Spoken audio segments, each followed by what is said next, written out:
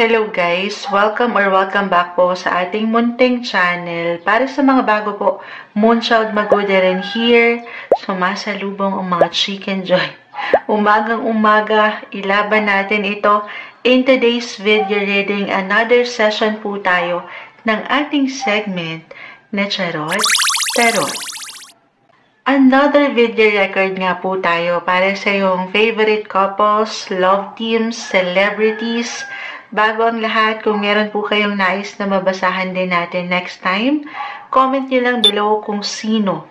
Tapos ay tulungan nyo na rin po si Moonchild ha. Mag-leave na rin po kayo ng ilang questions, kahit isa or dalawa, kung ano yung gusto nyong itanong natin sa baraha. And if ever ay mamimili po ako ng most request nyo na mabigyan natin ng reading sa susunod. Okay, wala na itong paligoy-ligoy pa. Ang babasahan natin today ay isa sa mga na-receive ko actually. Sunod-sunod na rin ito sa comments lately. At dahil madalas ko rin silang nakikita sa aking FYP at super trending din ng dalawang ito sa Twitter or sa X app. Ito na. Timing na marahil ito, basahan na natin ang Dosbia. Anyways, guys, correct me if I'm wrong kung meron po akong ma-mention na hindi tama. Ayan. I mean yung pronunciation sa pangalan or ano pa man. Maging sino ka pa man, magpakailanman. Charis. I will be honest guys, hindi ko po nasundan sa PBB ang dalawang ito. Hindi ako nakasubaybay itong itong PBB edition nila. So, totally wala akong ideya kung kamusta sila. Nakikita ko sila sa FYP ko pero hindi ko alam kung ano yung tinatakbo ng love team, relationship, patawarin nyo si Moonchild. Pero magiging transparent tayo. Naway handa kayo sa messages. Energy check tayo sa itinatakbo ng kanilang relationship. Hingan natin sila ng gabay na mensahe sa baraha. Silipin natin kung kamusta sila at kung saan patungo ang Dosbia. First reminders lang muna tayo na kung ano man nangaangat sa baraha, maaring ito lamang yung kondisyon sa sitwasyon na kinakaharap ng ating babasahan. Pero yung outcome o resulta at the end of the day po ay wala sa mga baraha. Okay, wala po dito ang finale sa kanilang teleserye. Kung ano man nangaangat ngayon, maaring ito lamang po yung ngayon, yung message, guidance na kailangang marinig ngayon. Nothing is yet set in stone, guys. Everything is temporary. Yan po ang ating reality.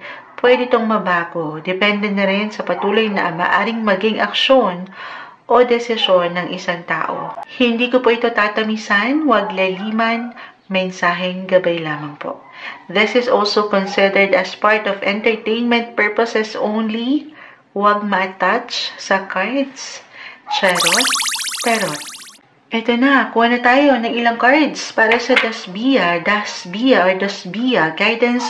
Ano kailangan nating marinig? Kamusta ang dalawang ito? Mensaheng gabay po. Dustin Yu and Bianca De Vera.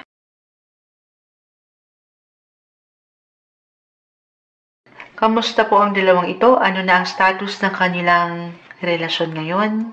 Message. Guidance advice para kay Dustin Yu, Bianca De Vera. Kamusta sila? Kumpol na, hindi natin pipigilan. The Queen of Wands. The Five of Swords. Okay, may sumasakit ang ulo dito. Meron ba? Ayan. 5. It's about romance, connected sa love, or sa work. Ayan, bilang sila ay magkatrabaho, hindi lang sila kumbaga may partnership, okay? And walang perfect relationship. Minsan nababalutan ng stress or kahit sa simpleng pagod. Okay, kasi on fire, Queen of Wands. On fire ang kanilang connection. Umangat yung passion, yung celebration. Andito ang inspirasyon. Lahat ay Sean. Gusto niya yun. The Wheel. The Wheel. May naalala ko sa wheel. Meron ako nakita. Wheel? Anong name noon? Tulungan niyo ako, guys. Sandali. Search natin. Parang meron ako nakita sa Twitter Parang sino yun? Wheel ka? Ay, nag-search talaga ako. Sandali. Anong name nun? Patawarin niyo si Moonchild. Hindi po ako nakasubaybay sa ano eh. Will Ashley. Will ka. Bianca, tapos Will Ashley. So, meron din silang ganap sa loob. Wala lang, naalala. The Will kasi, hindi. Biglang pumasok sa isip ko. The Will, this one is in reverse, guys. Ay pa tayo. Let me know sa comment section. The Star. Sinong Aquarius? Merong Aquarius. This is the sign of Aquarius. Si Bianca. Bianca has her sun sign in Aquarius. Guys, reversal ha. Yung energy, pwede itong higit na mag-apply kay Bianca or kay Dustin o sa kanilang dalawa. At hindi ibig sabihin, kung meron man po meron tayong nakukuha na reversal cards, ay hindi na agad okay. Meron lang po itong kalakip na mensahe. Okay? Sige, mag-add pa ako ha. Parang nabitin tayo. Add pa tayo. Dustin Yu, Bianca De Vera, kamusta po itong dalawang to? Guidance, anong kailangan nating marinig? The King of Swords. Okay, so the Star. Unahin ko na sa the Star. Bilang sila yung mga star, celebrity. Hindi. The Star is still the Star. Lagi kong na-mention kahit pa ito ay naka-reverse, ang mga tala pa rin ito. This is about sa mga wishes nila, hopes, yung dreams, yung nilulook forward nila in the future. Si Bianca as an Aquarius, very futuristic ang kanyang datingan. At the same time, grounded, practical, yung pagiging intellectual.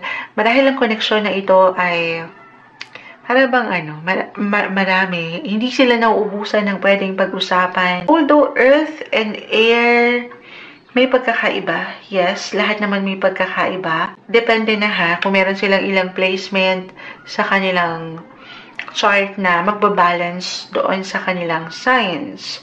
But anyway, regardless doon, itong combination na ito ay, I will be honest, hindi madali. Hindi madali, astrologically. Along with your other cards, ito na nga. Parang hindi ito matiming ang mga situation minsan.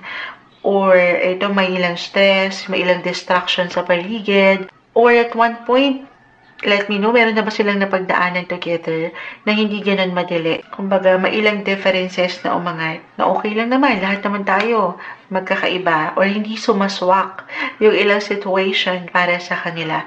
Timing lang, guys.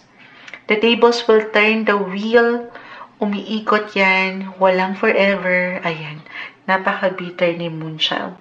The Six of Swords. This one is in reverse. Alam mo, bumagsak to sa ano eh. Saan ba yun? Parang, I'm not sure. Pero yung itong recent na binasahan kong love team. Parang hindi sila 5 and 6 of Swords. Parang hindi to matatapos. Hindi matatapos kasi nga may forever. Gusto niyo yun. Sa kabila nung hindi perfect or medyo tough yung combination, yes, ng kanilang partnership. Pero parang hindi to matatapos. Paano yun? Parang hihilahin. Hinihila sila ng enerhiya patungo sa bawat isa. Parang patuloy na susubok ang isa sa isa. Reversal tayo. Para mas mabigyan ng diin. Kasi dito yung pangarap, andito yung enerhiya, nagiging magnetic yung partnership nila. Okay? Timing lang, walang perfect, umiikot yan. Timing is everything. As long as nandito, yung, kumbaga diretso sila sa nararamdaman nila, sa gusto nilang patunguhan, as a couple, as a partnership, love team, malayo ang mararating ng dasbiya. Yes po. Kasi may pangarap ang couple na ito. Ano ba sila? Biglang napatanong, ano ba sila? Meron bang chance na nag-away niya sila? Kahit sa simpleng tensyon, meron bang ganon? Pero napaangat yung pagtanggap at pagpapatawad. At nandito na ngayon ang selebrasyon. Yes po. Celebration. King and Queen. Parang pang prom night ito. Patuloy lang na maniwala sa spark. Wow, sa spark. Dun sa, parang may kilig. Parang kinukuryente sila. Wow. Why not? Sabi nga nila, yung kilig, yung spark, very fleeting daw po yan. Kumbaga, temporary, nawawala. Pero sabi ko nga, parang babalik at babalik. Manunumbalik, hindi mawawala Dahil patuloy na merong susubok sa koneksyong ito. Patuloy silang parang hinihila ng enerhiya sa bawat isa. Ay pa tayo guys, hindi ako kontento doon. Sige, kuha muna tayo ng oracle. Anong kailangan nating marinig? Dasbiya. May hugot. Kamusta ang dalawang ito? Kamusta po ang koneksyong Dasbiya? Dasbiya. Message. Dasbiya, Dustin Yu, Bianca de Vera. Kamusta po ang dalawang ito? Dustin Yu. Stay optimistic about your love life. Ay pa tayo. Be positive lang. Actually, si The Star, minsan nagiging nega. Sinong mas negative? Ito yung ilang negative thoughts, kahit sa simpleng pakiramdam. Stay optimistic daw. Or positive lang tayo. Just be a fans. Heart-to-heart conversation. As I've mentioned, maring hindi sila nawawalan ng pag-uusapan sa dami. Very compatible sa part na yan. Malalim, meron na sila marahil deep talks together, heart-to-heart conversations. Honestly, discuss your feelings with each other. Okay? And stay optimistic about your love life. Positive thinking and faith will bring you romance. Hindi kailangan yung pinaka-advice or salita sa oracle, pero positivity, andito yung heart-to-heart, andito na ang puso. Okay, papunta sila, marahil kinikilala nila ang bawat isa, ini-enjoy ang bawat company na ang ganda. Timing lang guys, marahil marami pa silang pwedeng pagdaanan together. Iikot yan na ayon ang batas. Ayon ang universe. Kung ito'y pahihintulutan lamang nila, na palalimin pa at hindi sila magpapa-apekto doon sa ilang hindrance or distractions na minsan wala silang higit na kalaban pero kung paano sila mag-isip. Stay optimistic dito sa kanilang connection. Marahil ito'y kailangan nilang marinig. Okay, maniwala na maikalalalim pa. Patuloy na pagkilala sa bawat isa. Baka ito yung ngayon. Okay. Ayan ang umangat. Gusto ko pang mag-add. Add pa tayo. Guidance for Dasbiya. Guidance, anong kailangan nating marinig? Mensaheng gabay po. Kamusta sila ngayon? May hugot agad yung mga baraha. Parang masyadong seryoso. At the same time, celebration naman ng Justice card. Gusto niyo to? Ito na yung ang dami guys. Ito na yung pinaka-kukunin natin. Balance. Pero ito yung pinaka-advice.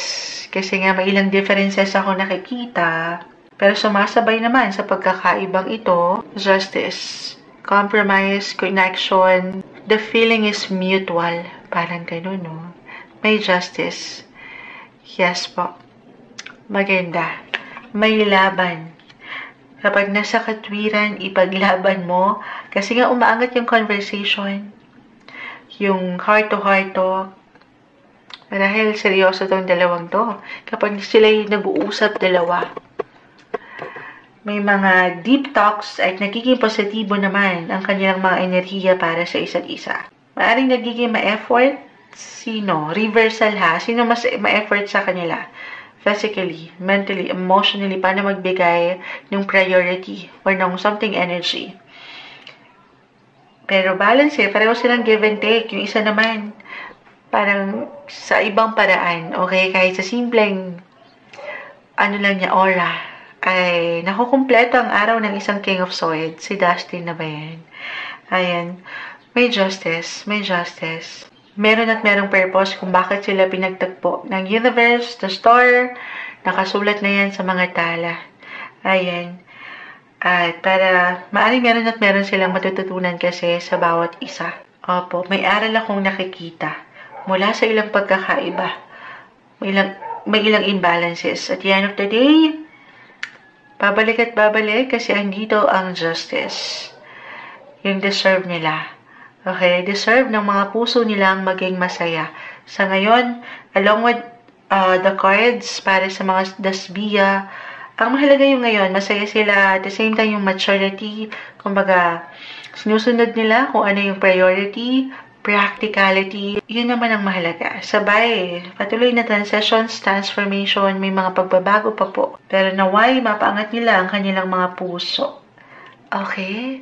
Ito yung umaangat. Pwede kayo magtanong or mag-suggest pa. Pwede pa natin ulitin ito. Mag-iwan kayo ng ilang opinion or komento nyo sa comment section. Maraming salamat. Mensaheng gabay lamang po. Alam niyo may hugot tong Dasbia.